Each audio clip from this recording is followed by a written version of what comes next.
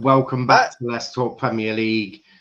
Chris was about to jump in then. But we are here for the Chelsea show. It is 6 p.m. Friday night. Well, 6 minutes past 6, but you know, it's close enough.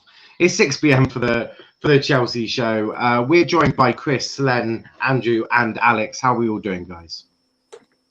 All good, mate. End of the week. Lovely jubbly bank holiday weekend. I didn't mean to jump. It wasn't. I wasn't going to jump into you. It's something else. I went to mute myself. I didn't even realise it was bank holiday weekend. That's how much I don't pay attention anymore. But you lot have had an interesting week. You've had Real Madrid in the Champions League. You a 1-1, getting a point. Yeah. That's not a bad start. Well, the start was at the weekend. I can't remember who you played last week. Who did you play last week? Brighton and West Ham. That was the West Ham. West Ham, that's the one. You had West Ham and you beat them 1-0. Then you had Real Madrid in the Champions League, getting 1-1 away from home. The away goal, crucial going forward. But Alex, what were your thoughts on the week so far? No, it's been good. I guess the West Ham, we needed to win the West Ham game. I think that was vital. If we had dropped points there, I think maybe top four could have been maybe out of our hands. And then we won that game. And look, for the Real Madrid game, I've been talking about this game for the past couple of days. I think the one and clear obvious thing about it is that, you know, we kind of didn't take our chances, and we didn't take the advantage of Real Madrid's poor first half, and you know, I mean, we just didn't take our chances, and I think we should have won that game. You know, I wasn't too happy, and I was a bit annoyed that we didn't actually go and win that game. But that was really it, wasn't it? It's just we weren't clinical. Yeah, no, I hear that. But to be fair, Chelsea in being clinical is not something I would assume this season. Timo Werner, he's had more. I reckon if you did a shots comparison, sort of like that compilation of misses, you have one for someone's entire career there. But Chris, what did you think of the West Ham game and obviously Real Madrid as well? For me, the West Ham game, we kind of coasted that game. They didn't really come at us too much. Like we defended really well. Timo Werner, in a way, he did win us the game as much as he did miss the next chance. But I was happy for Timo in that game in a way because he hasn't got a goal in a while, so he did need that. But then, I did feel confident was going to win that game because I know Chelsea under Tuchel this season by the standards, we are very hard to break, and no team can really break us this season. So, yeah, I was confident about that game, and we played really well, I thought. Yeah, no, I agree. You obviously haven't faced a mighty Argyle, so we don't know what you like against a true big team. But Andrew, what did you make of this week under Tuchel? Well, in general, really.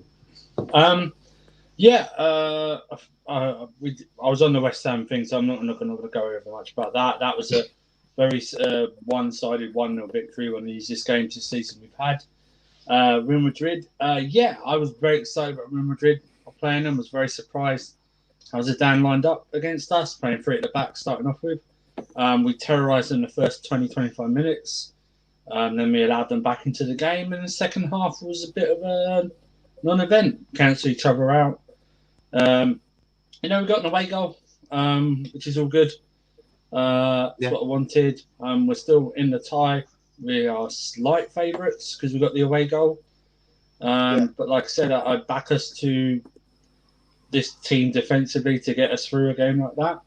It'll be interesting if they score first on Wednesday. What we do then?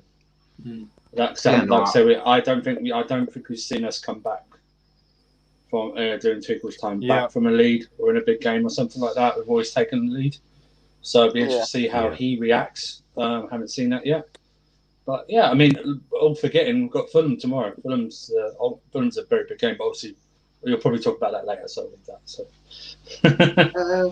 I've got that written down. Okay. We've got plenty to talk about this week.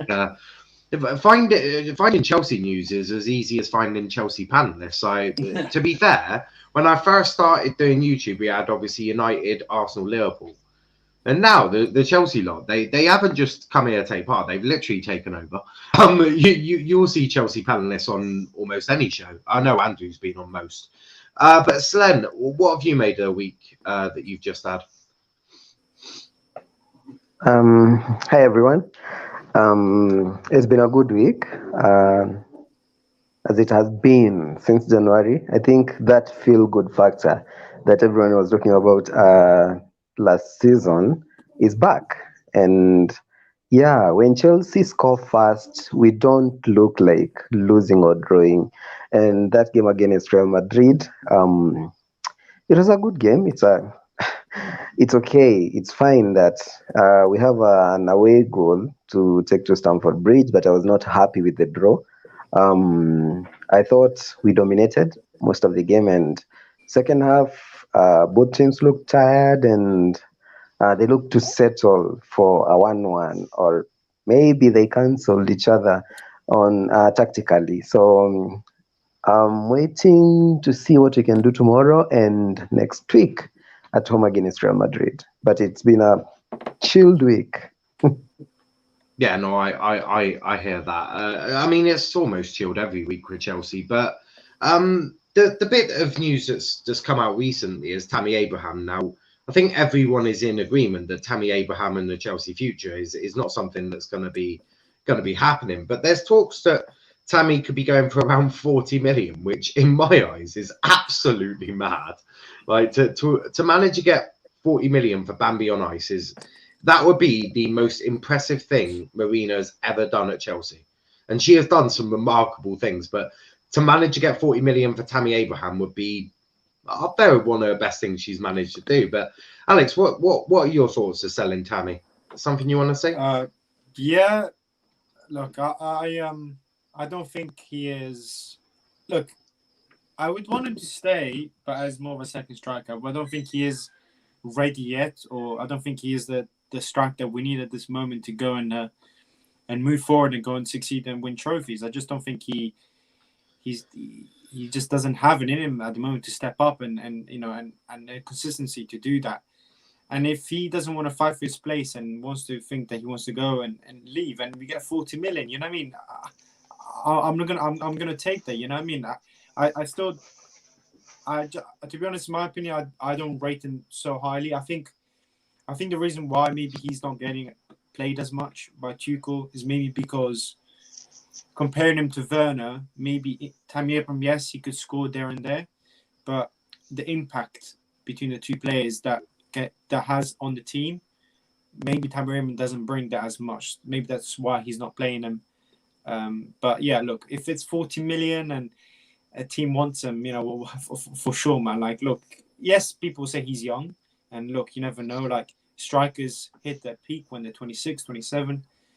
We've seen it with Chelsea. We're letting some players go and then succeeding. Is Tammy going to do that? We don't know. So I guess we'll just have to wait and see. But if 40 million comes around the corner, I'm going to take it. Yeah, no, I hear that. And if it was, look, if Chelsea, let's say Mason Mount didn't hit onto a scene as well as he has done. If you were selling like a Mason Mount, I'd be like, that's a terrible idea.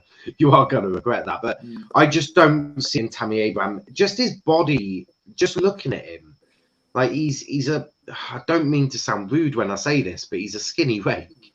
Like he's going to get bullied by centre backs all day, every day, especially in the big games like a Champions League final. I do not want to be relying on Tammy Abraham to go get me a crucial goal against a PSG. I just don't think he's quite got that in him.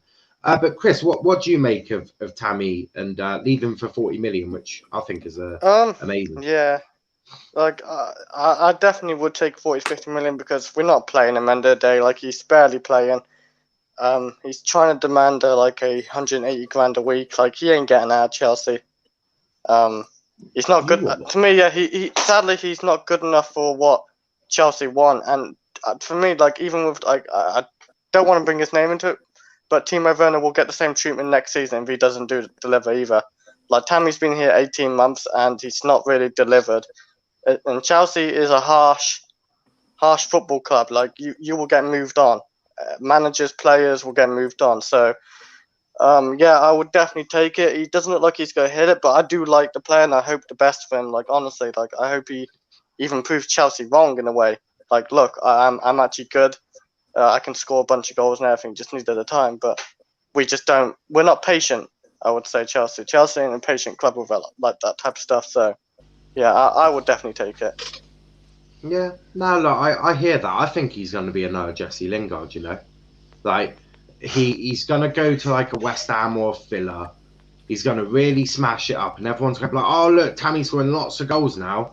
They're not going to take into context that he's playing against a higher line. Because when you're playing against Chelsea, teams sit back. It's the same with any top 6 team. They're just going to sit back. And they're just going to be like, break us down if you can. Yeah. Like, we've seen it all season. That is traditional English football. So... But also, you mentioned 180 grand a week. I hope you're joking. No, it's been 120, 150, I think. Yeah, around roughly, yeah. Still, I mean, that's still madness considering Bruno Fernandes is on, if I think I've got it right, around it's madness for a second, third choice player. And Kante's on 150 grand a week. You know, but no, you know, also the other thing is like, if he goes to the likes of West Ham's and or Aston Villa's or Leicester's and he performs, people will say, oh, look, you know, we let him go. But there's a difference, right? It's a mentality. Playing for Leicester is not the same thing for Chelsea. When you play for Chelsea, you have more pressure to perform, you know. You know what I mean? So sometimes that's a difference. I mean, you can go to another team and you have less pressure to think that you always have to be on your game. At Chelsea, you always have to be on your game. If not, you're out the door. That's the difference from kind of the standards, especially of Abramovich, are high. You know, so yeah, it's the same with anyone. It's have you got that mentality to play for a big team? And Tammy, I just don't know if he does. But Andrew, what do you make of firstly him demanding that much money to be a pile of crap on the pitch, and what do you make of trying to sell him for 40 million? Yeah, I mean, you know, if he feels like it, he can demand what he wants. Doesn't mean we have to give in and give it to him. Second of all, 40 million is probably just about right. I mean, Chelsea like to drive up the bargains, but then not pay the amount that the other teams want. But if we get 40 million for him, I'll be happy with that. Like Alex said, everyone might go, oh, he might score bundles for Villa or Leicester, West Ham. Totally different, man. Why do you think Ross Barkley's looked good at the first half of the season? He was playing for Aston Villa.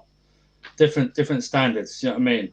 And Tammy's good, but he's not. I don't want him as a main option at Chelsea for next season. So if he goes, he goes. I'm not going to disrespect him as a man. I'll criticise him as a player, but if he goes, he goes, and we need to get in proper strikers. It's going to be interesting because like if Chelsea actually do announce and he is wanting to go, Chelsea could create a bidding war, you know, because there'll be a lot of clubs, right, who want him because he's a young, upcoming striker. So Chelsea could really profit from this. Because some people may go 40 million, but if you take into context the way that transfer valuations have been going up, Buying someone for 50 million now is like buying someone for 20, 25 million. The opposite is, though, we're still in a COVID transfer market. Yeah. Right? So, Chelsea fans, if we send 40 million, it's not going to be 40 million up front. It's going to be something like 25 million plus add-ons. Do you know what I mean? Stuff like that. It's going to be like that. So, listen, no, I expect a lot of turnover this summer at Chelsea. A lot. It's amazingly, after spending 259 million, I'm still expecting a lot of ins and a lot of outs this summer. It's going to be madness. There'll be a lot of turnover. They won't look the same this squad.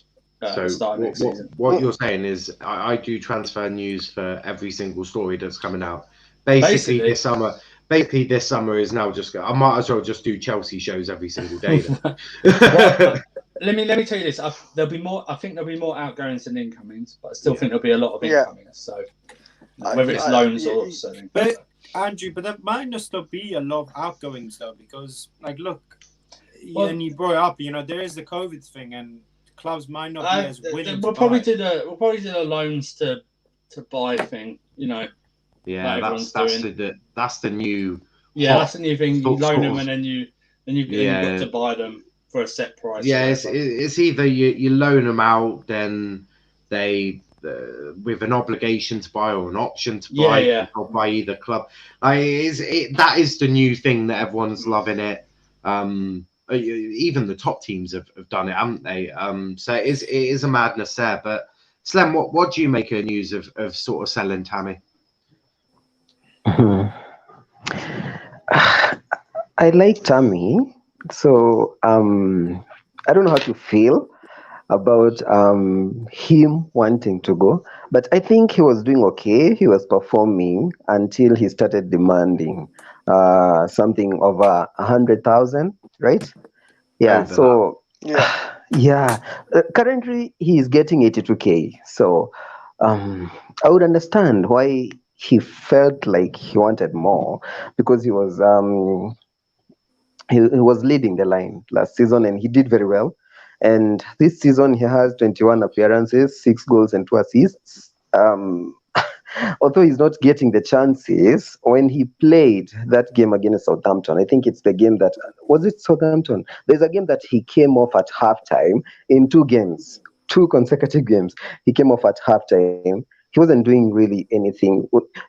People like to come to Timo Werner and they're like, this guy doesn't score. But if you see what he does, creating problems everywhere, Tammy doesn't do that. If Tammy is not scoring, he's useless in the pitch. Like, he can't run. He can't. He tries to run, but he doesn't press really well. So I don't know if we can get 45 million or 50 for him. To go to a club like maybe a club that is like West Ham, I'll take it, but it will be sad to see him go. I like him. He's 23. He will improve. I don't want to see another Lukaku situation where you sell a player and after 2 seasons, 3 seasons, they are going to Inter for 89 million. So it will hurt, but we will see. I don't think you're going to have that worry with Tammy Abraham. Look, I like the guy. He seems like a genuinely nice guy, but I when it comes to football, like, you should see me talking about some of my players. Like when Will Ameson's had 1 season at centre back, and I'm like, nah, he can go now.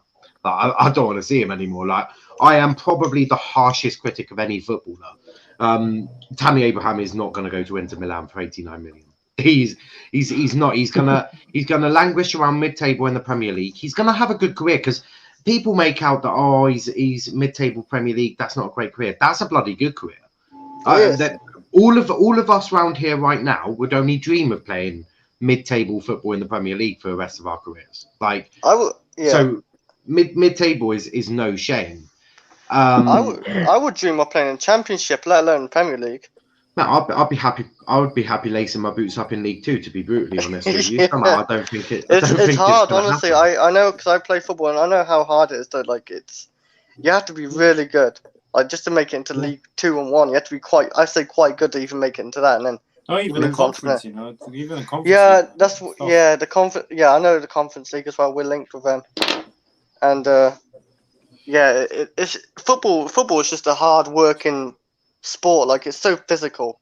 Like Yeah. like what you need to require of your body. At It's also times. a dog. It's also a dog eat dog sport, really.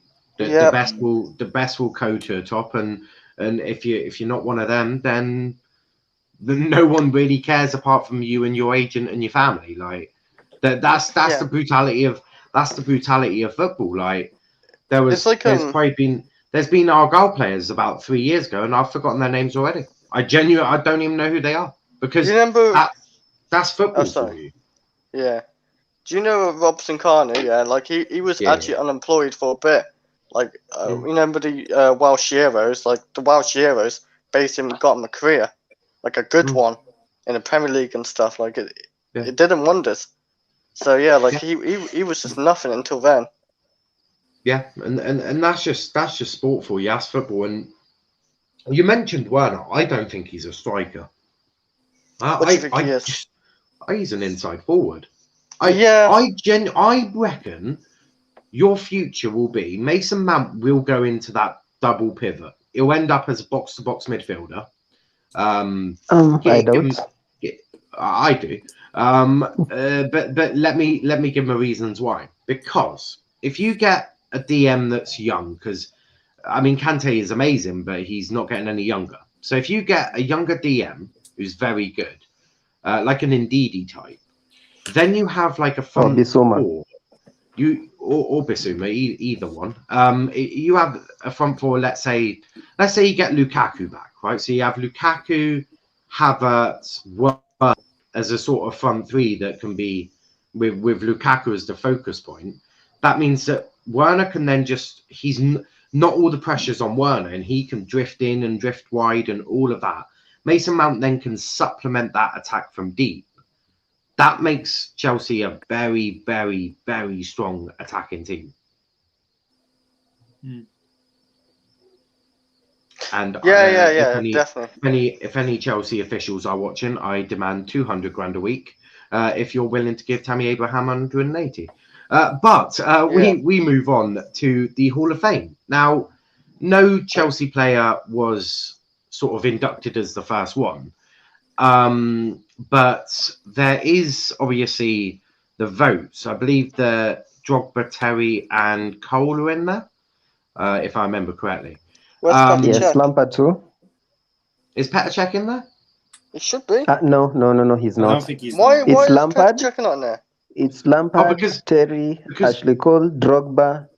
Who else? Oh, I forgot Lampard. I'm absolutely. Cech is one of the main reasons why we won the Champions League as well. Yeah, but Cech is not in there. Goalkeepers don't get respect, right? I had should. a rant on. Yeah, I know they should. I had a rant about this on the Argyle versus Sunderland preview. I went on a full-blown rant because Mike Cooper is our young player of the season. Now, he's a goalkeeper who has made critical saves towards the end of games. But the likes of Roy Keane go, oh, they should be making them. It's the ignorance of pundits nowadays. It's the ignorance of if let's say Werner scores a 93rd minute goal, all the praise goes to Timo Werner. But if Mendy makes a save in the 83rd minute that keeps you 3 points, he should be doing that anyway. That's his job. Like the ignorance from pundits towards goalkeepers is actually horrific.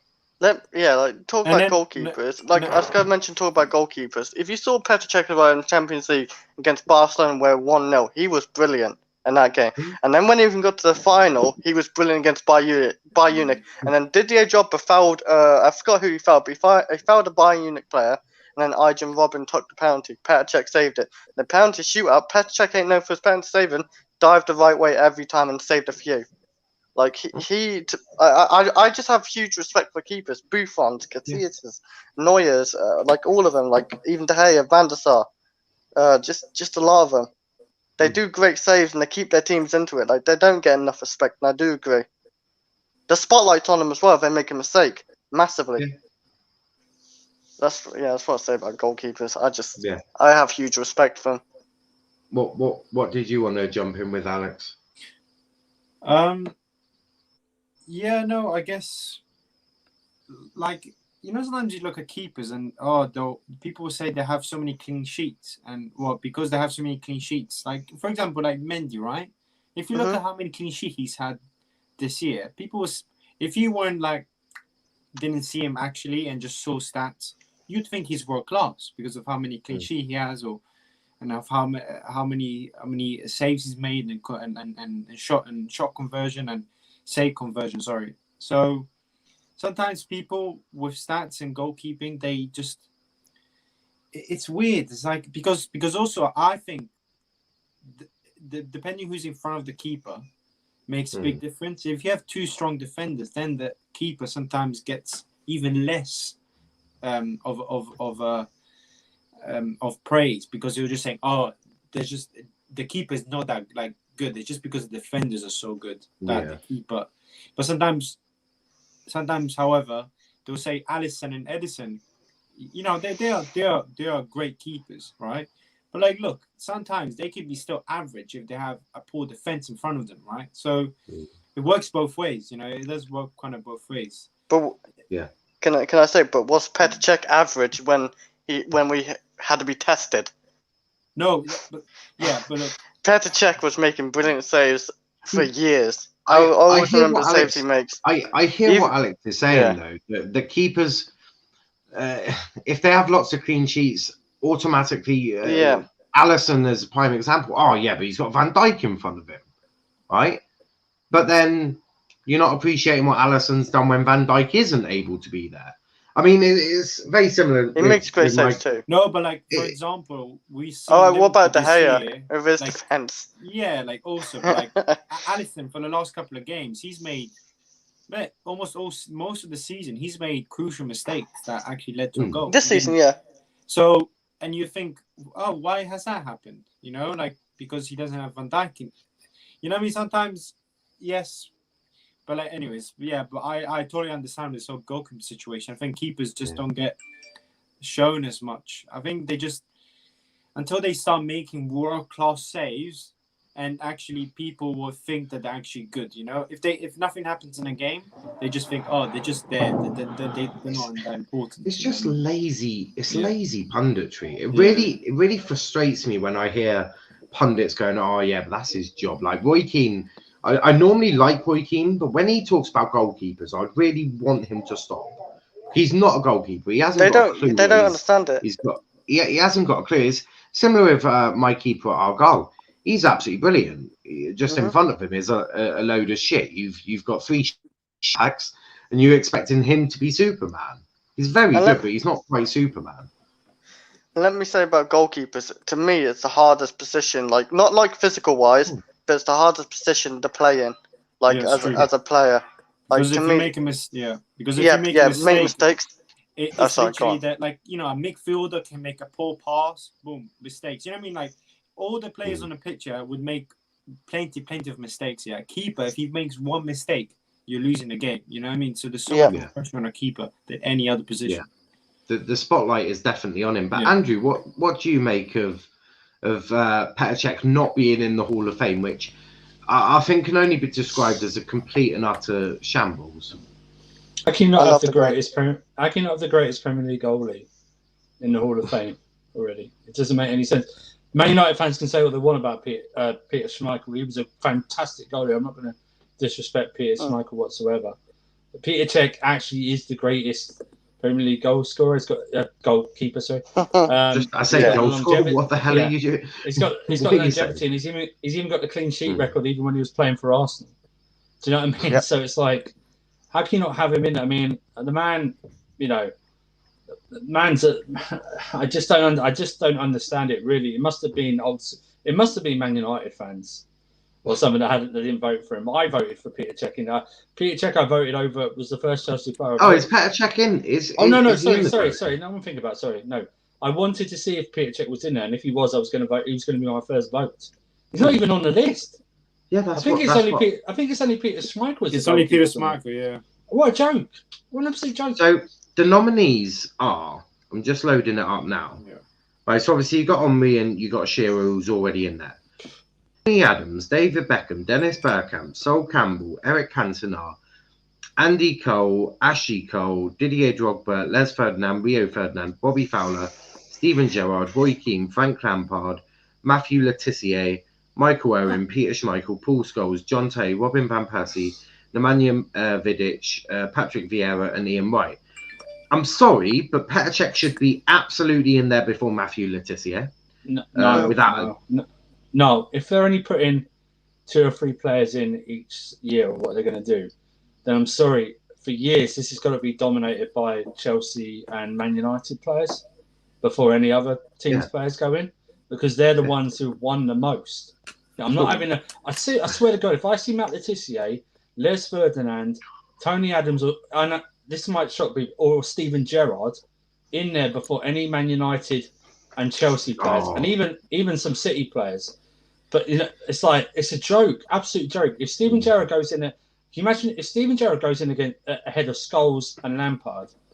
That is a disgrace, an absolute disgrace. If they're only putting 2 or 3 in a year, he's got to wait decades to go in. He's got to wait decades to go in. We're going to be doing our own Hall of Fame, because already the Premier League have fucked up their own. Yeah. So we're going to do a Let's Talk Premier League Hall of Fame, and I'm going to be drawing up a shortlist, because when you allow other fans to start, like, for example, if I was to let RJ do picking who's going to be nominated, there is no chance of any other team player apart from United players. So I'm going to, from an outsider point of view, I'm going to draw one. But do you know what? Steven Gerrard gets absolutely nowhere near my list. No, I voted Ferdinand. My 6. 3 of them were Ferdinand, Scholes, and Keane. Those were 3 of mine. So do you know what I mean? And I had to choose between. I chose Lampard and Cole, and then I had to choose between Terry and someone else and Drogba. I can't remember who I chose. I think I left Drogba out. I left Drogba out. Oh no, John Terry ain't even in there. Is he not in there? I don't know. What? He should. I think I can't remember who I left out, but those are some of the 5 I picked. So it's like, he is. He is in there. He is in there. Those are some of the 5 I picked. So it's like, I mean, it's a joke, absolute joke. I mean, honestly, Matt Le Tissier, how is he a Premier League legend? Why? Because he stayed at Southampton. Oh wow, he stayed at Southampton, so he's a Premier League legend. Andrew, like. It's not like Petr Cech keeping all the clean sheets. Andrew, the reason why is because he's English. Like, it's true, he didn't even play for England that much. He wasn't picked. Because if Petr Cech, if Petr Cech was English, he'd be in the team 100 million%. Oh yeah. Why is Les Ferdinand in there? Yeah. Why is Les Ferdinand in there? England would love a keeper like Petr Cech stats. Like, they would love a keeper like that. On the top of my head, I can think of about 10 players better than Les Ferdinand. It's like, why is he in there? It doesn't make any sense. And Nicholas Anelka's has where's more. Vincent Kompany? I actually like Anelka a lot. Nicholas Anelka has more. I don't know if he's retired yet, but Nicholas Anelka has more Premier League legacy than Les Ferdinand has. He's won the title. He's won 2 titles. Do you know what I mean? Rivals did not like him. He was lighting up for Bolton. Do you know what I mean? He was like, it's amazing. Listen, Tony Adams is a strange one. He's also a okay, I'm getting called from a dinner. I'm going to get this. It's a conflict for me as well. It's like, really, he's won the Premier League, so I suppose they had to add some Arsenal players. I know, but why isn't Petit? Petit's not there, right? No. Overmars. Nicholas Anelka, Pires. That's it. I voted for Bergkamp. That's who I voted for. So I voted for Bergkamp. That's my as well. But yeah, they already have Bergkamp and Sol Campbell. I'm sorry, but for Arsenal winning what, an invincible title and something else? I'm sorry, but no. Like, how many players do you want? Your team is not as successful as others. As you said, Andrew, it should absolutely be. Where's Ricardo Carvalho? Where's Ricardo Carvalho? Yeah, he is amazing. I mean, to be fair, if we're talking about if we're only inducting 2 or 3 in at a time, right? Steven Gerrard should be in there behind Jordan Henderson, Van Dijk, Salah. Shouldn't be. Why should he be going in front of them? They've won a Premier League title. What did Steven Gerrard win? Exactly. A slip. He won the slip of the year. Yeah. Henderson. Like, Henderson is a more winning captain than Steven Gerrard. He's won the Premier League and Champions League back to back. He's the most winning captain. it makes no sense. But Slev, what do you make of the four? Yeah, that's cool, mate. What do you make of the four nominees that you've got? Obviously, Lampard, Drogba, Terry, Cole, but there's no Petr Cech. I mean, there could be others that you could say, but Petr Cech is the main one that is missing. What do you make of that? That was a big joke. I felt bad when I was voting because I didn't understand why Steven Gerrard was there in the first place. I mean, what did he do? Nothing really. He never did. He never won the Premier League. When he was close to winning it, a whole captain decided to sleep, and Dembaba did his thing. So that's disrespectful. But let's see what happens in the future. But that was what do you expect from English media? And yeah, there'll always be bias. If you're English, if you're average, you'll be. I don't know. Yani, it's sad, but what do we do? I hear you, Chris, saying Hall of Fame is nonsense for me anyway. Couldn't care less, if I'm being honest. It's why I'm going to do our own Hall of Fame, because we all know that Les Ferdinand should be nowhere near that yet. We all know that Matthew Le Tissier should be nowhere near that. It's because they want to make other teams feel included, else it'll get boring. We all know who are legends for each club. Yeah, but being a legend doesn't necessarily mean that you're a Premier League Hall of Famer, right? Just because Steven Gerrard is a legend at Liverpool, absolutely means no way that he's a legend. He's in the Premier League. Yeah, he was very good, but there's no way he was better than Paul Scholes. There was no way he was better than. It's the level of legend, right, in the Premier League. He is a legend of the Premier League, but he's not as a legend as most of these players on that list are. He's not. He's just not. He's not better than Scholes. He's not better than Lampard. He's not better than Vieira. He's not better than Keane. Kante is not better than. He's not better than Kante. Kante is more of a Premier League legend than Steven Gerrard is. He won back-to-back with Leicester and Chelsea. Yeah, I mean, Jamie Vardy is more of a legend in the Premier League than Steven Gerrard. Yeah, he's got. I just want to make it clear. Most consecutive games. We're not saying Steven Gerrard is rubbish. We're just saying there's levels. Yeah. He's an awesome Liverpool legend, right? But even Liverpool legends have to admit, in this era, Premier League era, Jordan Henderson is your most successful captain. Yeah, there's no argument. It's like when people had that debate of who's better, Lampard, Scholes, and Gerrard. Yeah. For me, it's between Lampard and Scholes. Yeah, and I even admit I've conceded defeat. Lampard is the best goal scoring midfielder in Premier League history. Well, yeah. Scholes is the best midfielder in Premier League history. I admit it. I'm fine. It depends on what you want from a midfielder. If you want to see a midfielder who pick out a lovely, beautiful pass, you go Scholes. Yeah. If you want someone on the edge of the box who's going to put it in top bins, you want Lampard. So it's down to what you want to see as a person from a player. It's all personal preference. But as I said, we're going to do our own one because Premier League. You got to put me down for that, sorry, mate. I want to be. 100%. I'm going to try and get representation of all the clubs, and I've got to try and be very careful on which I pick because I'm not having deluded idiots trying to tell me that fucking Nicky Butt deserves to go in. He won't even be on the short list, but you just know that RJ will be like, why is Nicky Butt not here? Like, you've answered your own question. You said his name. But talking of legends, Chelsea are in for... can't believe I'm about to say this. Apparently you lot want Lewandowski. But before we do that, Matt's saying that feels aimed. No. Right. The last time I had United lot on a tier system, a tiering show, you lot were utterly disgraceful. Trying to tell me that the Centurions is overrated is the biggest pile of crap I've ever seen in my entire life.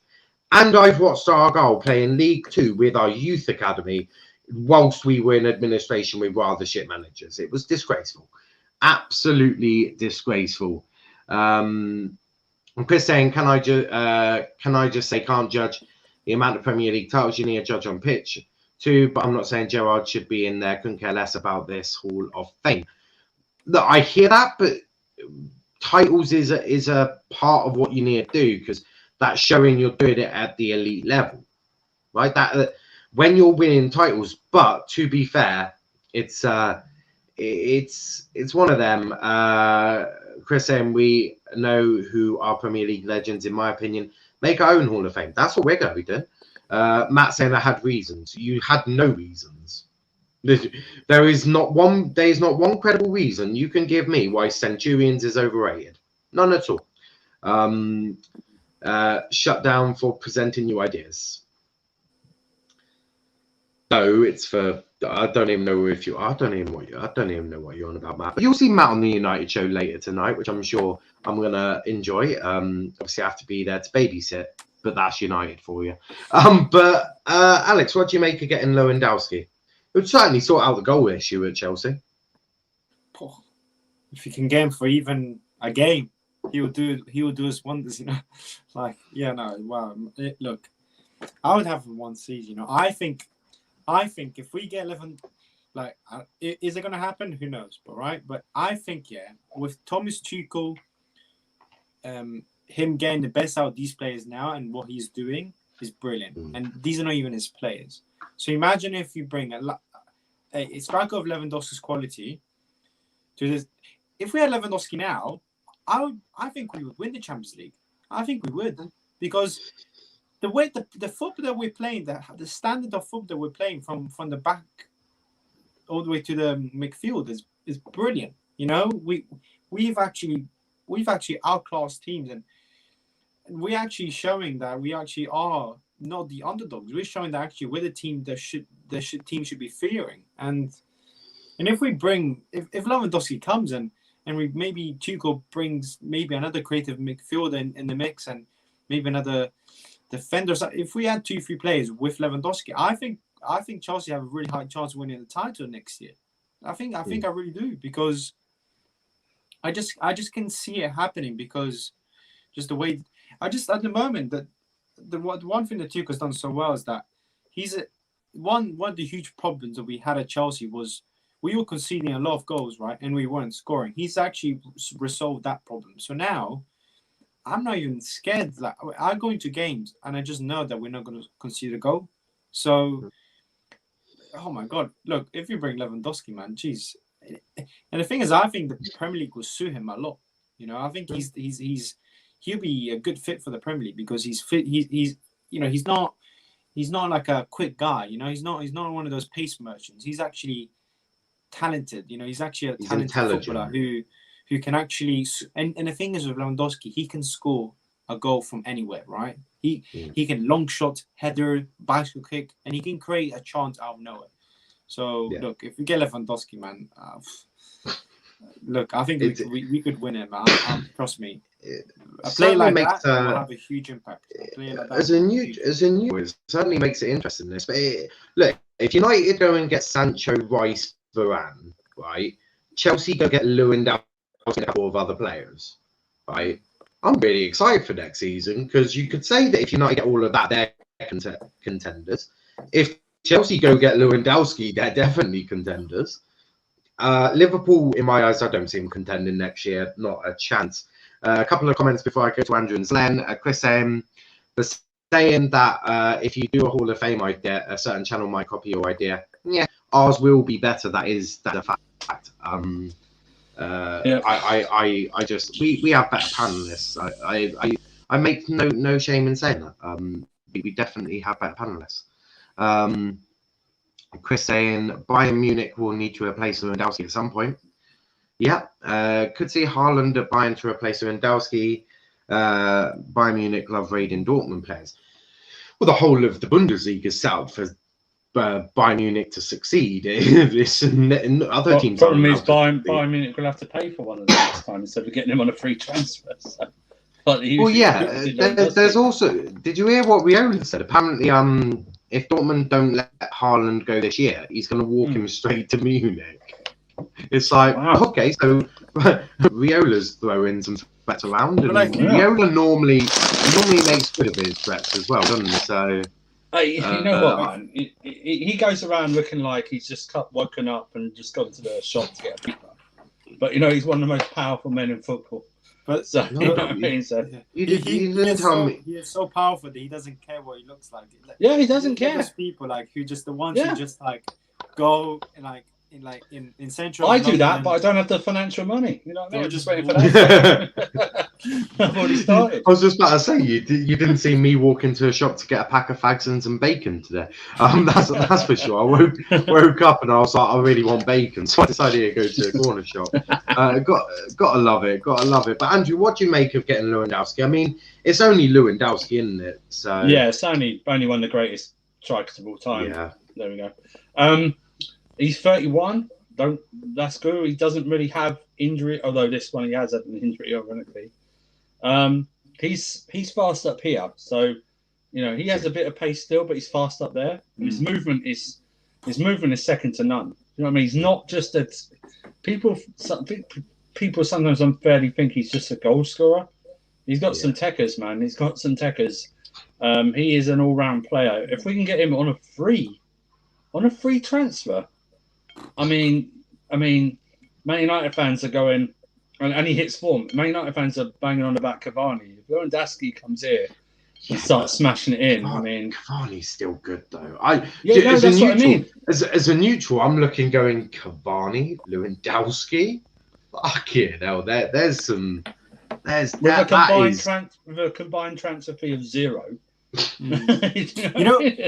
I think Andrew brought a really good point up there. Like Lewandowski, people for years, they never really. The thing is, I think everyone knew that Lewandowski was good, but no one ever really, I don't know, hyped him up as much. I never. Maybe I'm the person might not know, but I didn't hear people as much from my end. But he's just he's a bit like Gundogan from Man City. He doesn't look a silky play. He doesn't look everybody.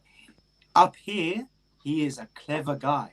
His football kind of brain is such at a high level that you don't have to be that player who's a show off or he's a guy who's just good on the ball. Do you remember Dimitar Berbatov?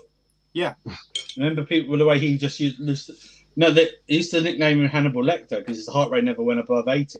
You know what I mean? So because he hardly moved in the box, but when he did, some of his touches and his finishes were absolutely sublime. But Lewandowski is a higher model of Berbatov. Yeah. People think that he just does not tap-ins, but he just finished things off. He is amazing. Even before he went to Bayern Munich, he destroyed Real Madrid in a semi-final of the Champions. He destroyed Jose Mourinho's Real Madrid when they were in. I think when they're in their league winning season.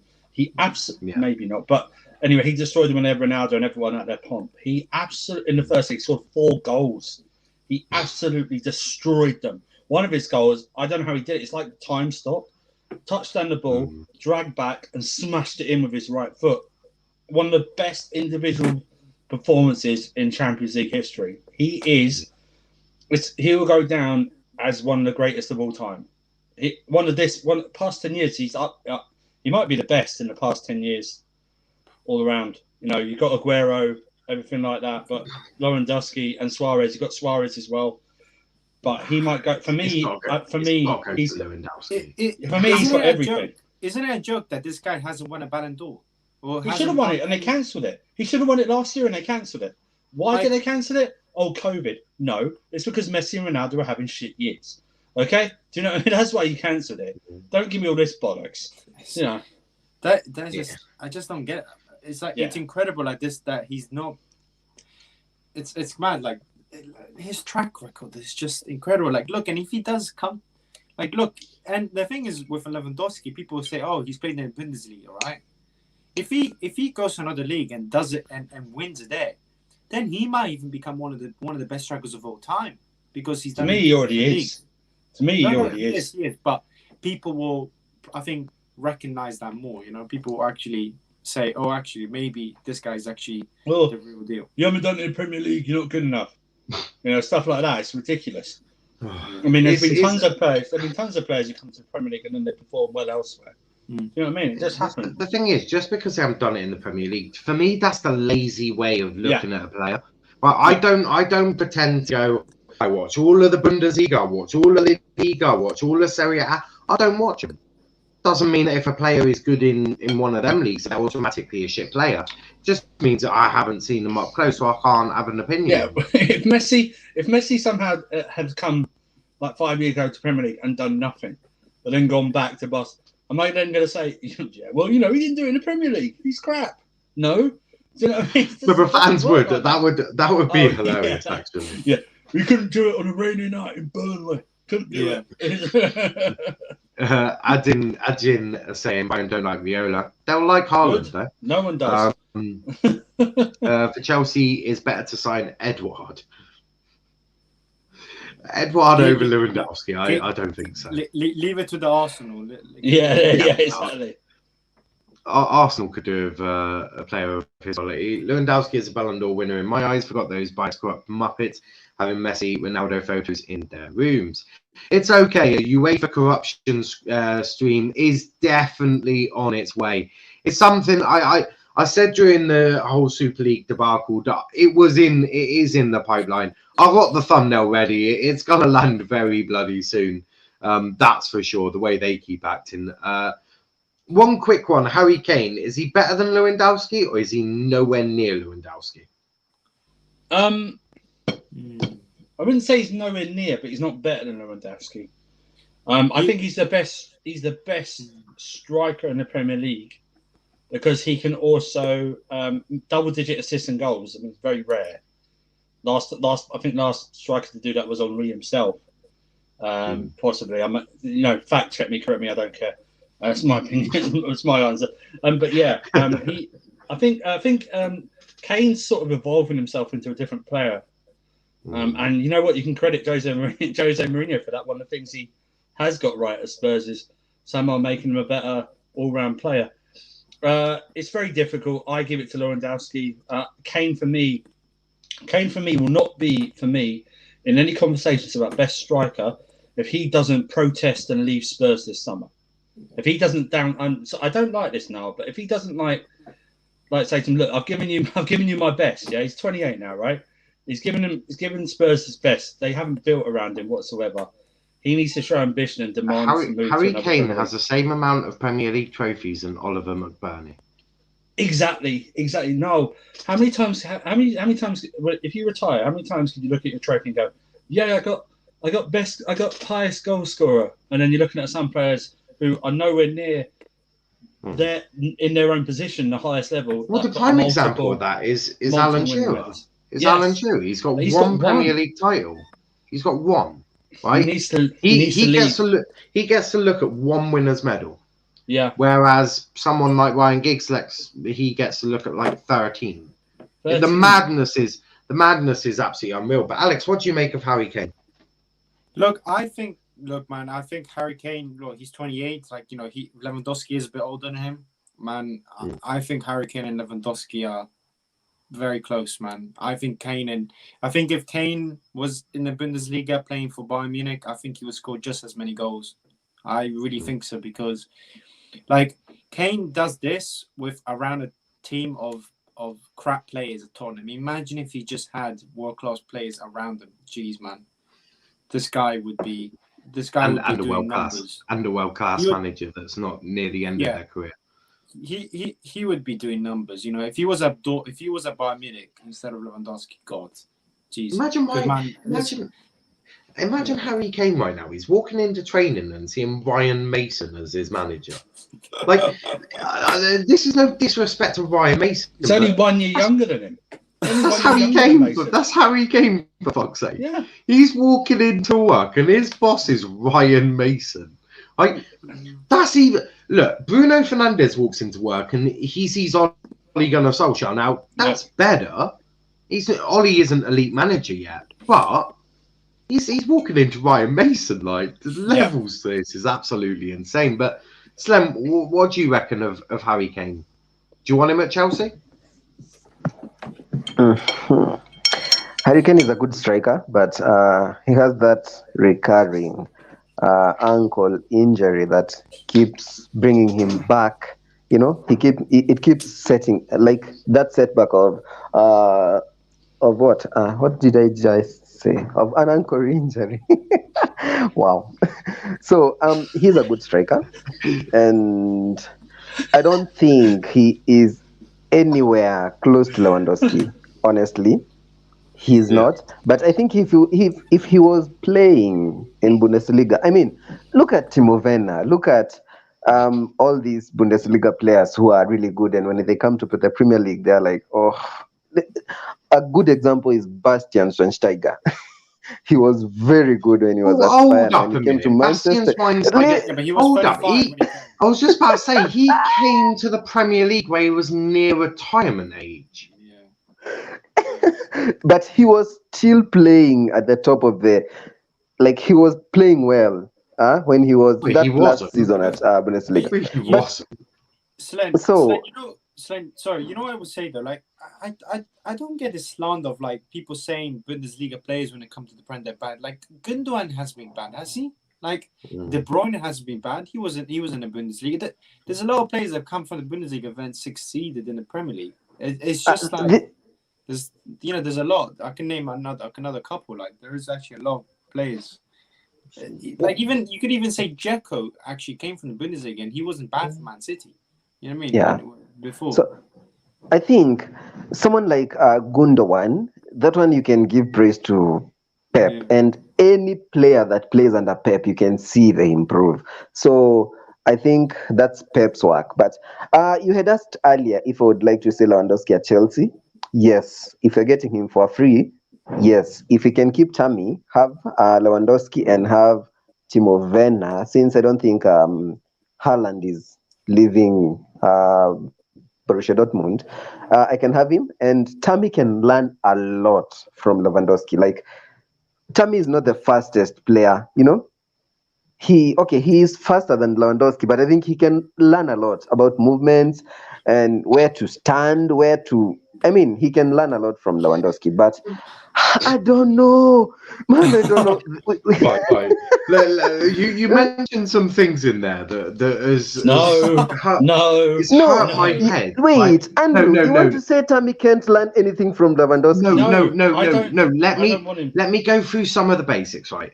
The basic movement of a striker is in their body, right? Mason Greenwood is learning off Cavani, but Mason Greenwood has the basic movement of a striker. He knows what he needs to do. He's got that natural instinct. What he's learning from Cavani is that next level of instinct. Finishing. That is just something But you there is can. always That is just a room something to you can. improve. Tammy Abraham Right? has no basic movement. He has not got the instinct of being a top striker. I think he had very good movements at the start of last season. Okay, last season he was having very good movements, but I don't know what has happened to this season. He is not okay. The problem with Tammy is he's not as hardworking as our other front three. Yeah, his problem is just being hardworking. Like he's being called a tapping merchant. He's a goal scorer. He's good, but he needs to improve on a lot of stuff. Like I don't describe Tammy Abraham as a goal scorer. No. he is. I mean, he has 107 career goals for Let's not do this. About 8. Look, about I'm not saying 75 of them I are in want the Tammy to Champions. stay at Chelsea. Remember, I said I love Tammy and I love what he tries to do, but we can't just give up I'm on gonna Tammy check just like something that. We can. I'll tell you why we can. We're Chelsea, okay? You can We're just Chelsea. give up on Tammy like that. can, And I'll tell you he why. showed he can improve. Last season, No, he hasn't. he was He hasn't remaining, shown. No, but he- like no, he- he was staying. He You know, was everyone remaining goes- on you know- training you know, to improve everyone goes on the- on his you know- shooting and movement. Everyone And goes on about we his saw 50. he improved. Everyone, I And hate he was doing our top this. scorer last season. I hate doing this, right? Everyone goes, oh, he scored 15, 16 goals last season. He scored 8. He scored half of them in a 4-game patch at the start of the season. Okay, and then he didn't do it. Then it was mixed. I know he had an injury and everything like that. I said this on Lewis's stream earlier. Carefree Lewis's stream. Alex was there. We are talking basically degrees of crap when it comes to our strikers at the moment. Okay, it's what we have to work with the least stinkiest crap. And at the moment, that's Werner because he offers more than Tammy Abraham does. If Tammy Abraham doesn't score, he doesn't offer you anything, okay? Yeah, his hold-up play is trash. He can't head. Slen, He can't head. It was proved last week he can't head. I've done some. I've got an Argyle striker, a former one. He has 150 goals. Does that mean that he's allowed to play in the Premier League for a top 6 club? He's got 150 goals. Don't put me in this position, man. I love Tammy. Well, no, I'm not putting you in this position. You put yourself in this position. I love him, and I would love to see him improve. And if he can be our second striker, but they haven't been good enough. Slens, you got to be ruthless, man. We can't be. This is how can't be. But we've done this. We've done this again in the past. Look at Salah. Look at De Bruyne. Look at Lukaku. I don't want to see. No. God. No. Well, okay then. Who would say? If that's the case, let me Chelsea, ask you, Andrew. Andrew. Listen, hang on, Slim. If this is the case, sell Tammy Abraham, but put a buyback clause on him. Okay? Put a first option. No, that's what they should do. It's what they should have done with Bruyne. You didn't just. Please tell me you did not just put Tammy Abraham in the same sentence as Mohamed Salah. But please tell me. No, if Slim believes that, then he should still understand. Tammy Abraham goes and he does well. You put a buyback clause on him, okay? You put a buyback clause on him. He learns somewhere else for 2 years, gets better. You bring him back. That's what should happen, okay? This is the problem with getting attached to these kids. Like, look at Ruben Loftus-Cheek. Yeah, it's sad to see how his career turned out. Like, I love this kid. Every time I think about Chelsea selling him, I start getting a headache. Like, he's not Chelsea quality at the moment, but every time I think about Chelsea selling him, I'm like, man, I don't know. I don't know how to move on from them, but I really want to see them have a good career. I'll help you with that. You can be attached to a player and want them to do well. That doesn't necessarily mean that they have to stay because they're not good enough. But I can't just to imagine Tammy scoring. No, hold on. You've chatted enough rubbish right now. I've heard this conversation about Abraham. I've heard this conversation about Abraham. Now, I'm sorry. Abraham's done. He's gone. I already accepted that halfway through the season. He's gone. See you later. Sorry. There's several reasons why. Firstly, I'd rather keep Giroud than Abraham. Secondly, he's not at his age going to want to be a third striker because that's what he's going to be. If we buy another striker, it's going to go him. It's going to go new striker, Werner, then him. He's not going to want to have no minutes for the rest of the next season. Giroud, he is at the age where he can deal with that. I don't want Abraham either. I'm sorry. Abraham had his chance to come on. He had his chance to come on Saturday. And what does he do? Absolutely cock it right up. But what did you want him to do? The ball was behind him. Get him in the back of the net. The ball was behind. How can you head that? It wasn't behind him. It wasn't. How can you head that on target? Like, it was an opportunity for a goal, and you're telling me it was behind him. It was in front of him. It's his job to get in the back of the nets. I told you what my theory is on why Tuchel brought him on against West Ham. Because West Ham weren't going to do anything against us. Literally. Ran out. It was pity minutes. Tuchel felt sorry for him. Just to clarify, I think he's not going to get any more pity minutes now because these are games we actually have to win. So unfortunately, unless we're winning like 4-0, he's not going to come on because he's not going to come on in the Real Madrid game because he's a liability. He's not going to come on for Arsenal, City, Arsenal, Leicester. Yeah, literally, he's not going to come for any of them. No, if we're liability.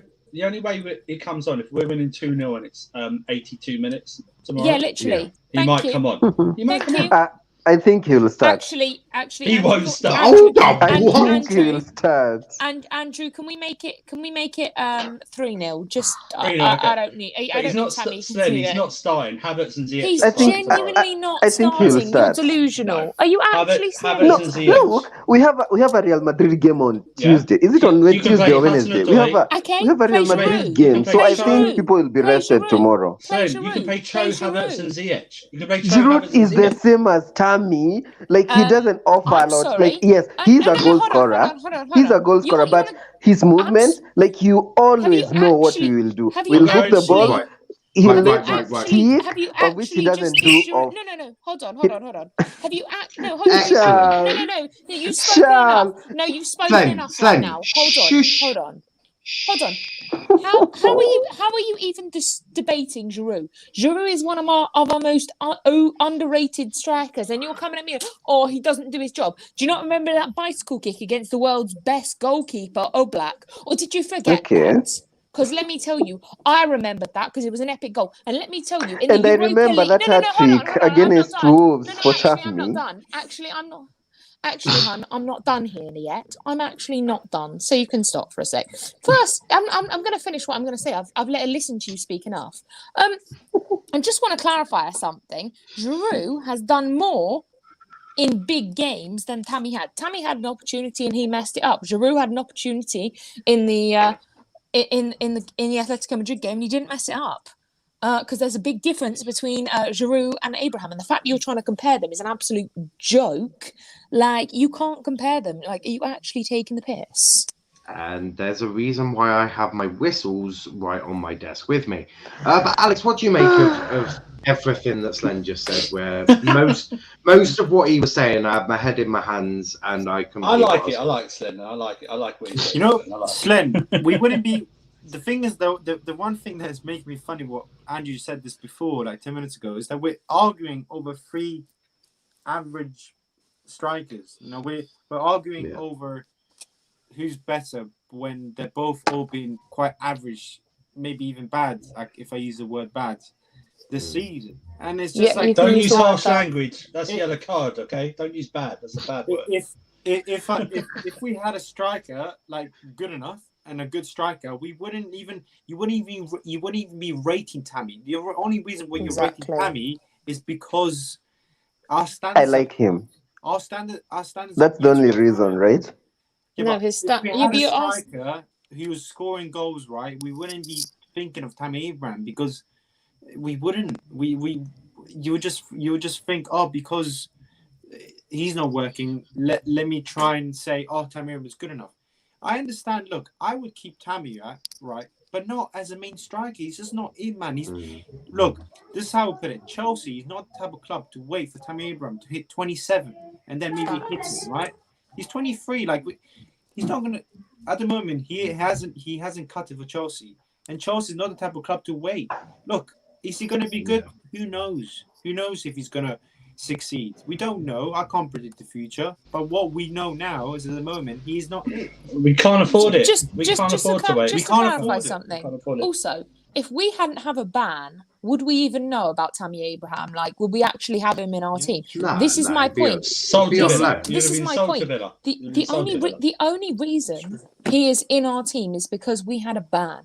If we hadn't had that ban, none of this debate would be happening because we wouldn't even know. And that's a point to make because he wouldn't be in this conversation without that ban. Yeah. He wouldn't. No, it's true. Yeah, a few comments here. Good and that ban is more positive and negative. Okay. Yeah. Some comments here. Is it true that Chelsea want to sign Hakan? That was a couple of weeks ago. I think I read that. There's been nothing solid and through that. I don't rate him. I don't rate him from what I've seen of him. If Tuchel wants him, fine. Yeah, Christensen Tuchel. I think he's just another like poor Bruno kind of Fernandes. Maybe like a Ben Ayoun or something like that. You know what I mean? Yeah. I see him play because I watch Serie A quite a lot, and he's just kind of like another type of less good Bruno Fernandes, if you know what I mean. He's just like he can snap back, but he's not really. Yeah, no, I wouldn't go. No, I think the same. And I saw links I saw us being linked with Rafael Guerrero. He's a left-wing back stroke left back. So I don't know what you guys think of him. I don't watch Bundesliga, so I can't comment. It's fun to entertain these stories, but until they have that photo when they buy Marina signing the contract. No, I agree with Andrew there. DJ Sav, big up to you in the chat as well. Chris saying Tammy Abraham not good enough to play for a big club. He's more better at a smaller club. Finally. I agree. Abraham better at a smaller club in the Premier League or Championship club. He should go to Brighton. Giroud, Cool. Giroud Exactly. is one of the most underrated harsh. strikers out of there. Yeah. It's Yes, not thank harsh. you. It's not harsh at all. Do you think Ruben Loftus-Cheek will stay at Chelsea next season? I don't think No. so. No. I don't think he will. He commented on him, but obviously because we're playing him tomorrow. Listen, he's going to go back on loan. Tuchel will assess everyone that comes back on loan, and then he'll make a decision. Yeah. He won't be there. Probably I not. don't- Yeah, probably not. It's sad. It's sad because before that injury, he was ready. Before that Achilles injury, he was ready. But you know, actually, Yeah, he's got literally. he's got all the abilities. He's the type of player that could succeed or fail really badly. You know, it's going to be one of the two because the way if you look at him, and the way he looks and the way some of the things he does, you must think he must be a good player. Like, you know, he's got the physicality, he's got the pace, he does everything. He can dribble. The other thing though, he's just maybe his mental. He's just not there. You know what I mean? It's just like he's just. You can recover physically from an injury. Sometimes mentally that stops. Yeah. I remember it's an Achilles injury. Yeah. Yeah. It's a that's big why. And that's why what Luke Shaw is doing right now is the most impressive thing I've ever seen in history of Premier How League. long has it taken? It's taken him like what? A good 4 or 5 Three years. years. Yeah, exactly. 3 years. Yeah, so we're not even like a year. We're barely two past. We're barely two since he had that injury, and barely one since he made a little bit more than he made a comeback. So it's like, Man, that stupid game. The one thing that worries me, he can't even get into the Fulham team at the moment. exactly. Yeah, and they're fighting for their lives. You wonder where his mentality is and like his head is at, and like actually like it does take it out of you, a big injury. So you wonder whether he's in like the right place right now. He just might not be.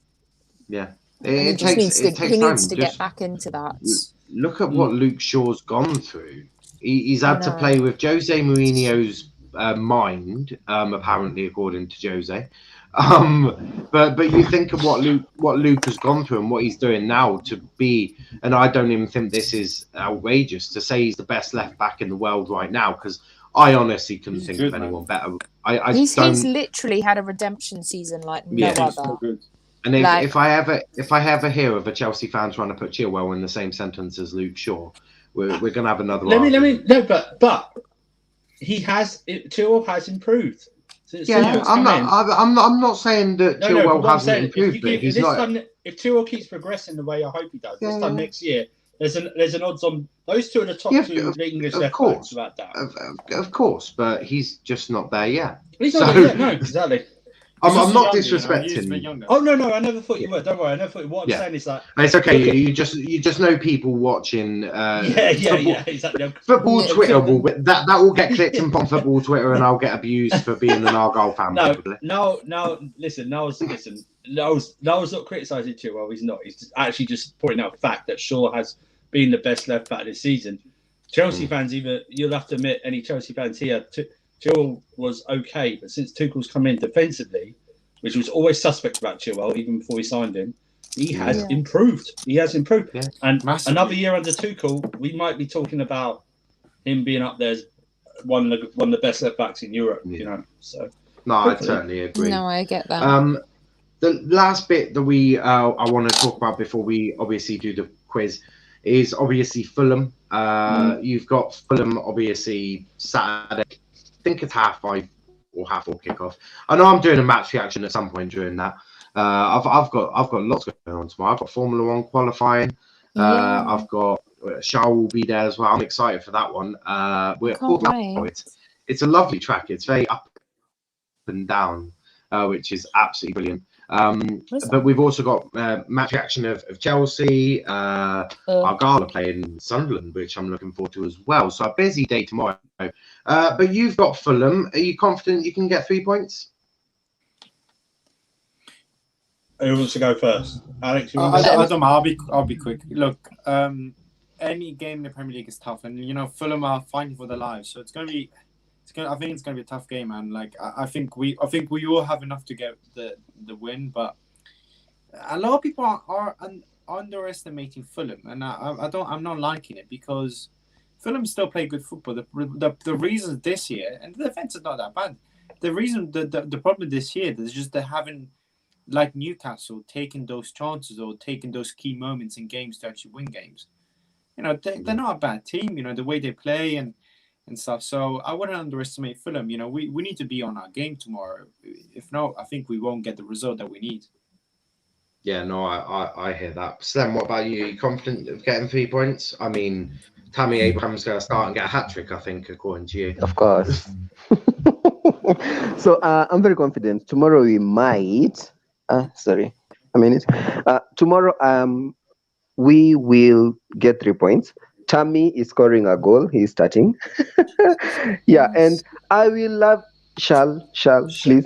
So Shameless. And I love to see Billy Gilmore start. I want to see Billy Gilmore show Zambi Anguissa those levels. So because our midfield, look, our midfield is not that strong at the moment. Like we have Jorginho, yes, we have Kante, but you have a game.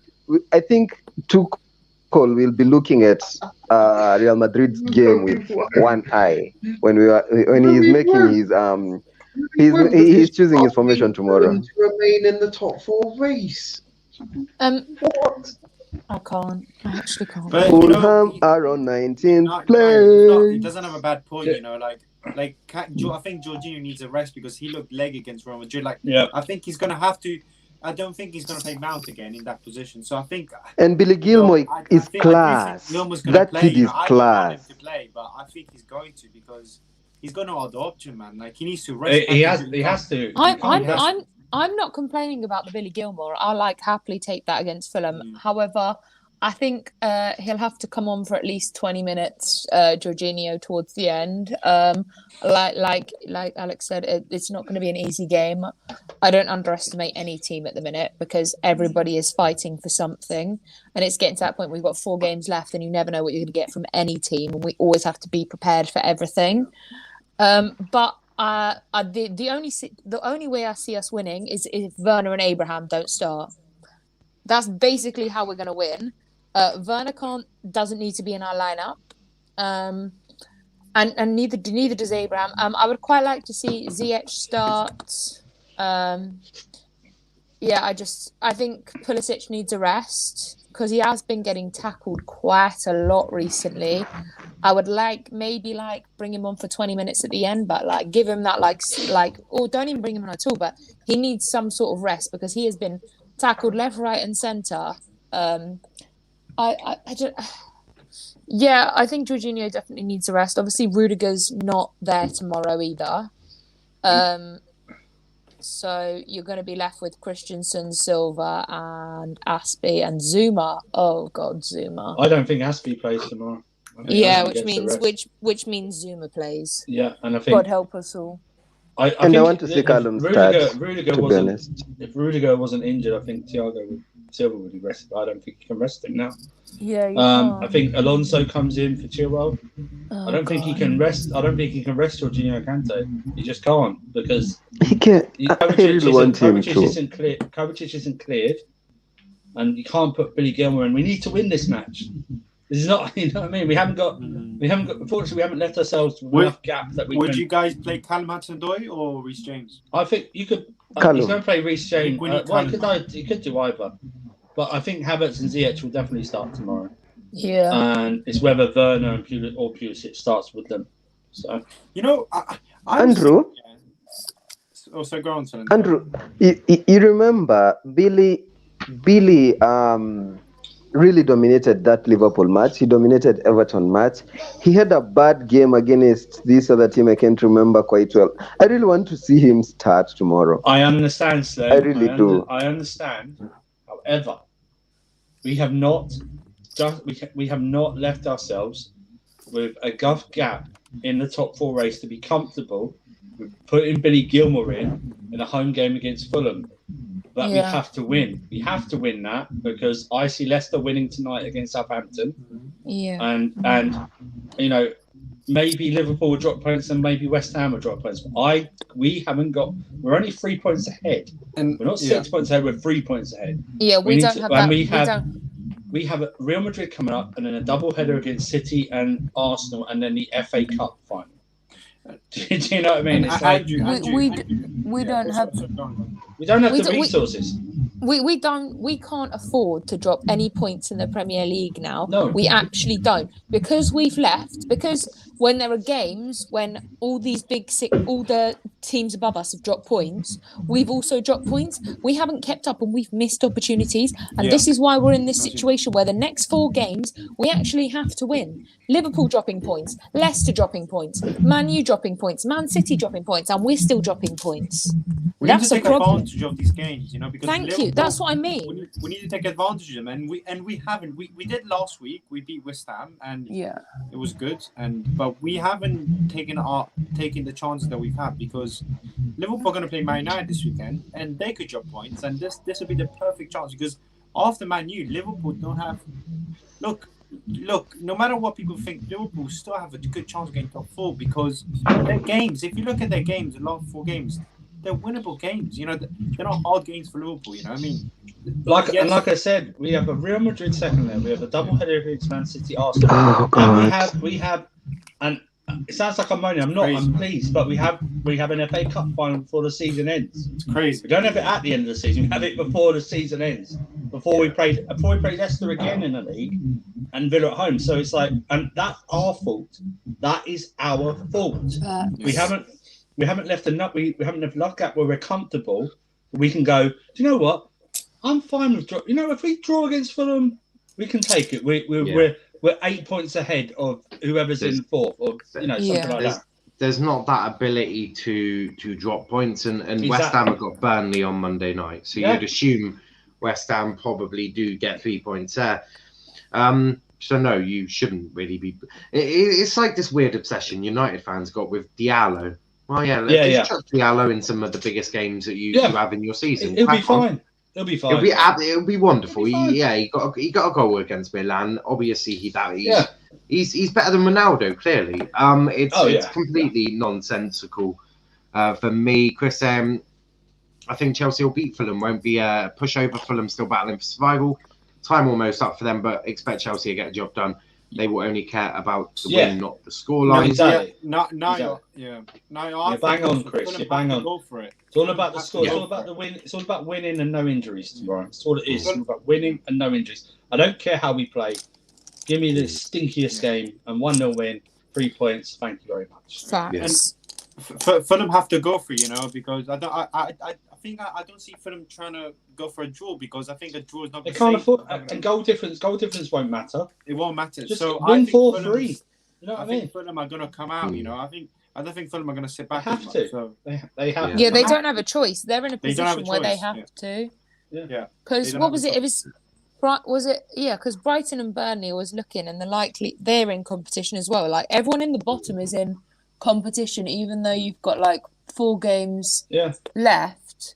You're still in that competition, because it's not over. They're not mathematically down. Until they're mathematically down, then they're still fine. We could be 1 point behind Man U if we didn't bottle Southampton, Leeds, and West Brom and that Brighton. That's what I was saying earlier. You could say the same about United bottling it with West Brom, Sheffield United, and all of that. Those games, right? Like if we actually were more clinical in those games, we could have won at least 2 of them. I know, but I could say, oh man, if we only won all 38 matches, we'd be... It's okay. I have the same feelings with Argyle. If only we didn't go on 2 really bad losing streaks, we'd have been promoted. Chris saying Gilmore needs a loan spell. I see that. I don't know. I don't agree, Sorry. I don't agree, because I think what Billy Gilmore should do, should do the Foden effect kind of way, right? Where because I don't want Billy Gilmore to go bloody play like a Crystal Palace or Sheffield United and waste a year, because he's downgrading. He's going to a level where he'll have players around him where they're not at his level. So what I want him to stay at Chelsea and just try and build your team, because you're playing with great players around you. That's a great theory. That's a great theory, Alex. But we have to. That's great if Thomas Tuchel stays. Yeah, of course. For 2 or 3 years or 4 years. If he doesn't, you bring someone in 6 months later. It's like, well, you're learning something new. That's true. That's why this club can't listen. I understand this club can't panic if we lose, and that's easy for me to say. If we lose 3 games in a row under Tuchel, They can't panic and start going, I don't know, it looks a bit dodgy. You know what I mean? But yeah. That's the only problem with Chelsea. Like, they haven't always been well known, besides John Terry, to really develop or develop a player from yes, I guess Hazard has been that player, but it's when you change managers constantly. It's been 20 between Terry Mount between Terry Mount and Reece James. It's 20 years, nearly. It's nearly 20 years, and that's because we've had a hire and fire and buy policy. We haven't given the managers time. Yeah, we haven't given managers time, we also haven't. And I can't complain because of all the trophies we've won. Yeah. So you know what I mean? It's like you can't go. Andrew, we brought managers in a team where they just wanted to win now, so they just bought players that were going to work straight away. Yeah. Instead of trying to build. You're right. Try and build thing is now, I think Abramovich has changed his mind. I think he still wants to win, but I can see Chelsea trying to build a foundation now where, you know, these players can actually become more the starting players for the next years to come. But anyways, if Mount and Reece James progress, that's great. You've got 2 players, right, that have come through. None of this romantic 92 Man United BS. That happens. That's never happened before. When you get 5 or 6 players in at the same time, usually big clubs. Phil Foden's the only one to come through the academy since they've taken over, right? That's been 11 years. Do you know what I mean? It doesn't happen every. You don't bring 2 or 3 every 3 years. It just doesn't happen at any club.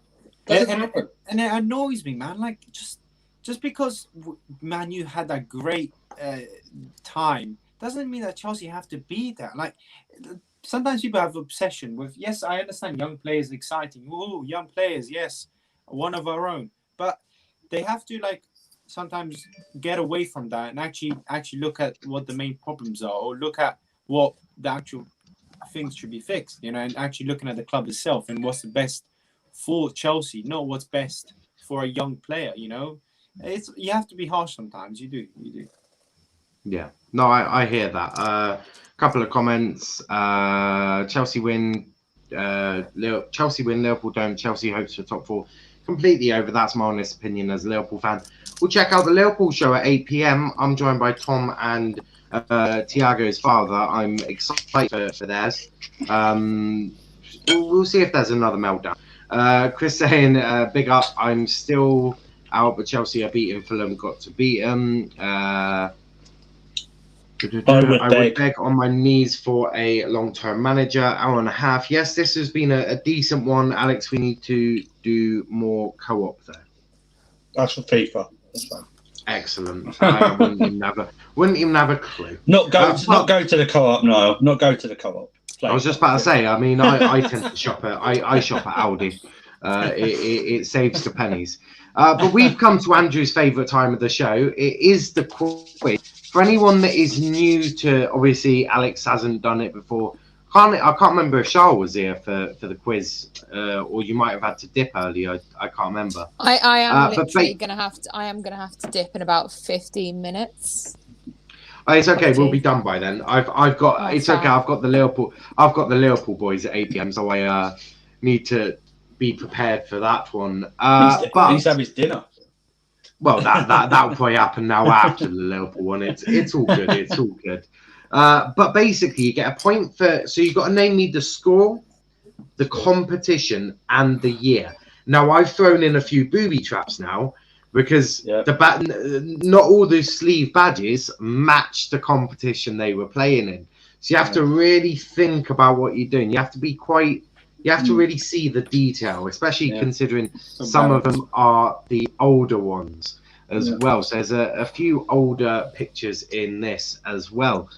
Also, you get a minute to look at the picture, right? We had an issue of the United boys where they looked at one picture against Middlesbrough for about 5 minutes. Then RJ's screen went off. It was 15 minutes, Niall. Well, however long it was far too long, and it was crazy. So now you get a minute to look at the picture. Also, RJ is the first person on the channel to have got a yellow card and a red card for foul and abusive language. So he still holds that record. But the question is, are you all ready? Yes. Yes. I'm ready. Excellent. So Oh. this is picture number. This is picture number 1.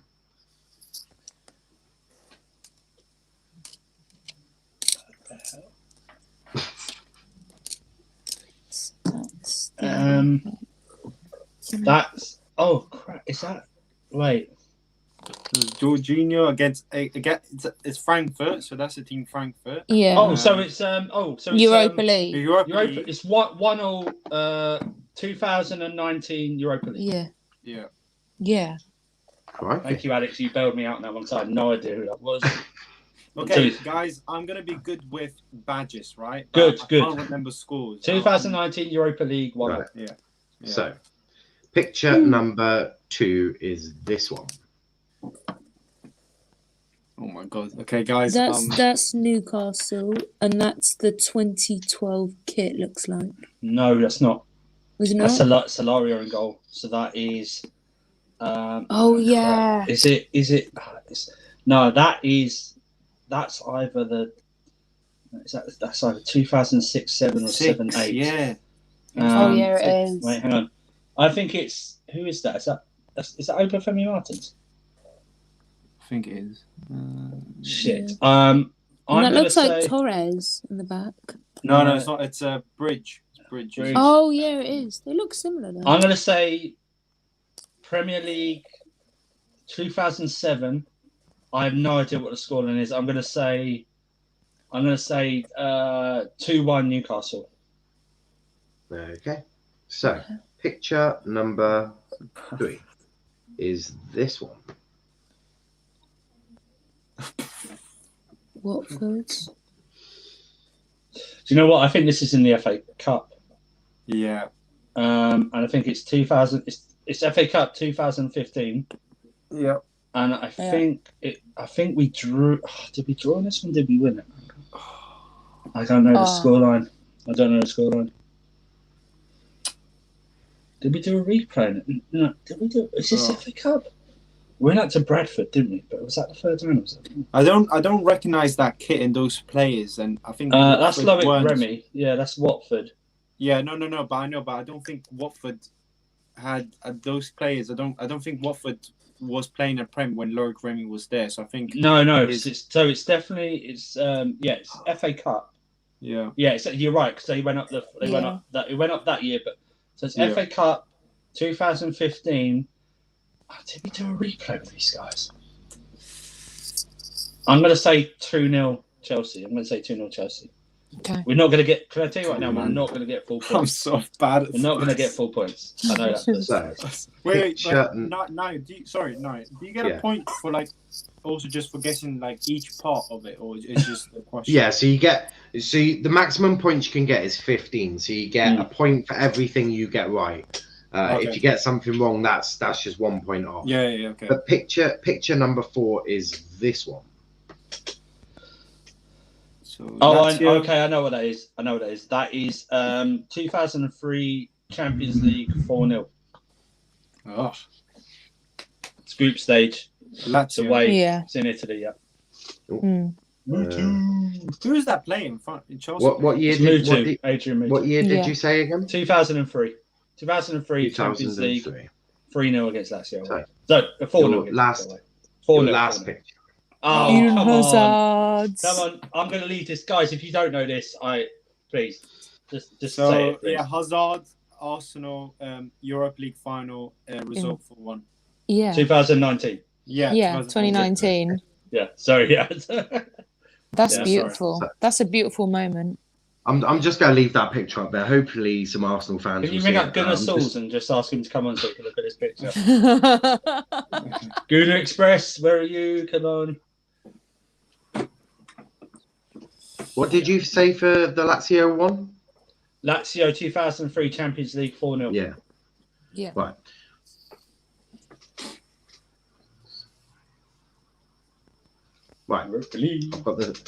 I've got the score. Yeah, it's not going to be full marks. We know that. I'm not saying nothing. That is all I'm going to say. I'm going to say nothing on that. We'll go to some comments first. Oh, Burton saying, "Hi guys, sorry could not make the show today. That's not a problem." Oh, if he was there, guys, if Burton Ballers was there, 2-1 his name is Max. If he was here, I think he would have got every single one. I'm struggling on the Watford one and the Newcastle one. Burton Ballers, his knowledge of Chelsea is incredible, man. He's really good. 100%. But the first one you said was Frankfurt 1-1 in the Europa League in 2019. That is 3 points. Yeah, cool. The second one, now I said before the stream, I had fucked you all over and started messing around with what the shoulder badges were. Yeah. It was actually in the League Cup in 2006, and it was 1-0 to Chelsea. And so I can tell you that because I'm pretty sure Newcastle were in the Championship at that point. I'm almost certain of it. I think I remember seeing our goal versus Newcastle in 2006. I could be wrong. But I think you are, the third one was actually Watford in the FA Cup in 2015, but you won 3-0. I said you 2. You won 3-0. It was the year that Bradford absolutely destroyed you and knocked you out. Andrew, I gotta give credit, man. Like you're sport. You were so close. Shit. The fourth one you said was Lazio 4-0 Champions League 2003, and the last one was in fact the year that Chelsea absolutely killed Arsenal Football Club and put them into irrelevance. So we've got 11 when points you beat them 4-1 in the Europa League final in 2019. Yeah, boy. So you end up with 11 points. Now, I haven't really been tallying them up yet. I do know that I think that puts you maybe 2 points ahead of Arsenal. It now means that I think you're falling behind Liverpool and United. Yeah. Although there is no way either of them are getting full marks today. That's without a doubt. There is no doubt there. Alex, you got the Frankfurt. I wouldn't have guessed Frankfurt. Frankfurt, yeah. I thought Niall would pull this funny one. And it was that game in where that charity game where Ruben lost his cheek. I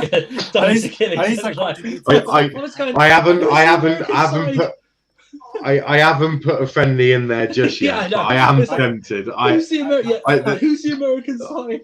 I am very tempted to chuck out. If you do a Spurs one, you're gonna have to. If you do a Spurs, you're gonna have to do the Audi Cup, the game when they won the Audi Cup. See if they even remember that. It was the last thing they won, so it's like. Oh my god! I am tempted to chuck a few friendlies in there, see what happens. But we've come to the end of the show. We'll be back at 8 p.m. for the Liverpool show. But before we do go, please leave a like on the video. Subscribe to the channel if you are new. Does massively help us out. We're only 11 away from 250, which is absolutely mega. Arguably probably one of the fastest up and coming channels. We've only been going for 10 weeks, which is absolutely remarkable. And we're covering 4 teams, which is actually 5. We're now covering our goal because I want to talk. I want to talk about. It's funny. We're now covering our goal before we cover Spurs. Just chucking it out there. The top 5. Yeah. We're covering the top 5, the best teams in England. Why do Arsenal make it then? Because they're not in the top 5. Because they're very good for views. Because people like laughing at them. Yeah. Oh, okay. Yeah, and that's true. So I'm doing that on a. Arsenal have got one of the biggest social media fan bases, purely for the fact that they have nothing else to do, really. Whilst everyone else is looking at historic moments, Arsenal are like, we've got that gold trophy. Which is something they like to brag about. But before we do go, Alex, where can they find you, mate? It's just my Twitter here. And also, shout out to Occasional Filter, Andrew, and Strong TV for Charlotte. Thanks for having me on today. It's been a pleasure. Thank you very much. And I'm also on another YouTube channel called Baggy TV, just a Chelsea channel. Doing well. We're close to getting 6K, so. If you can sub them, and that's good. That is mega. Make sure you go check all of them out as well. Slim, where can they find you? They can find me. I hope next time my background will be a little bit better. Like I have I don't know. I have noisy neighbors. Like right now it's 9:44 p.m. and everyone is outside. I don't know what they're doing. Like their kids are crying. Oh God! But I'm okay. working on United Sunday. I have hope next United week. have United have noisy neighbours as well, don't we? So they can find me here every time we have a Chelsea chat. On Twitter, it's Shedden2. On Instagram, it's at Official Slen. And yeah, that's it. Excellent. And Charles, where can they find Charles. Yeah, you can find me on Strong TV, my YouTube channel. Yeah, you can find me on the GNA Women's Show. I'm hosting that tonight at 8 p.m. and then on Kendall's show on the Terrace at 9. So yeah, check that out, guys. And also make sure you subscribe to this channel. Also, subscribe to the Nexus. If you're not subscribed to the Nexus, what are you doing with your life? Like, I'm telling you now, there's going to be great debates. Make sure you follow all these lovely people as well. Yeah, I had that account in the chat, and they quizzed me. They were like, "Why do I assume it was Prime?" And it was at that point I definitely knew I was talking to Prime. Yeah, literally. Only Prime's the only one that like questions you. Like, yeah, it's me? Prime. He's the only one who would be like, "Why do you assume it's me?" It was at that point I definitely knew who it was. But Andrew, where can they find you, mate? Yeah, on this channel, this show, whenever no one else can come on, I'll be on this channel. Subscribe to it, please. Strong TV, Chelsea Watch Line's wrestling show, everything for football show. Subscribe to that channel. Follow Slen and Alex and everyone on Twitter. Bits and Bob's channel, Corn on the Cobham, Tuesdays at 7, and I can make it, hopefully. Everywhere else, let me see. Oh, yeah, KX, Nexus, yeah. Nexus will Prime. Please subscribe to that. We will be doing some more stuff soon. KX No Filter just got to 1K subs. Thank you very much. Everyone on here, thank you for supporting that. We will be doing a 1K celebration video soon. We're just trying to think of what we're going to do. We put a poll up on Twitter on KH No Filter for people to pick one of 3 options. We'll be doing on that. We just started a new rival show on Mondays. We have Lambs on there for that. We have more people on. But yeah, come follow us there. Alex has been on that channel supporting since day one. So Charlotte. I have to have everyone else on as well in some form of fashion when we do the shows. But yeah, we've got a video reaction coming out, I think, Sunday. We might do something tomorrow. It might be last minute. But yeah, follow us on that one. And follow me on Twitter under the Winter Circle. Thank you very much. Absolutely. Make sure you do check out all of them. Andrew is a busy man. That is for sure. Yeah, it's amazing. Brilliant. Yeah, you can find me at Niall. You can find me at Niall_PAFC. Starting to talk more about Argyle. I'm actually buzzing. And for the people quizzing that I was a United fan, go check out my Argyle stream. Yeah. And you'll definitely see I'm much more passionate about the boys in green than I am about the dickheads in red, unless it's Mason Greenwood. I can't wait till you have an Argyle show and then someone has to do the quiz for you to do the Argyle pick. Yeah, literally. I'm like, Andrew, can you organise a quiz for me? I'm gonna be like, just to clarify, you need to give me a month in advance. I need to. Can you imagine if RJ does it? Can you imagine if RJ does your quiz? Like, God help you. You know you're getting red carded. Little black and white pictures. Yeah, he'll whack out the 1950s. I'm like, cheers, RJ, mate. That would be brutal. My knowledge about Argyle is actually bloody good. Believe it or not. I mean, I can always tell because I'm really good at remembering what kits and what players we had. So I should normally remember where they are and what we're doing. Find me a Devon Derby and I'll have that one easy. Chris saying, take care of the panel. Great stream, as always. Fantastic proper channel. And Slen saying, remember to like and subscribe, everyone. Let's get to 300. Yes, and if I've been checking out some of our future predictions, and they do look very, very nice indeed. Especially considering we're, I think, 239 after 10 weeks. That's not too bad. That's not good. Too bad. DJ saying, great stream, everyone. As always, take it easy, everyone in the panel and everyone in the chat. Peace. Absolutely. As said, we'll be back in 11 minutes with the Liverpool boys. I'm sure they're in a fantastic mood as always. Although I believe they've just signed Konate, so I'm sure they're absolutely buzzing about that. But please make sure you check out everyone that's been on the show today. We'll be back, as I said, in 11 minutes time for the Liverpool show. But until then, thanks for watching, and we'll see you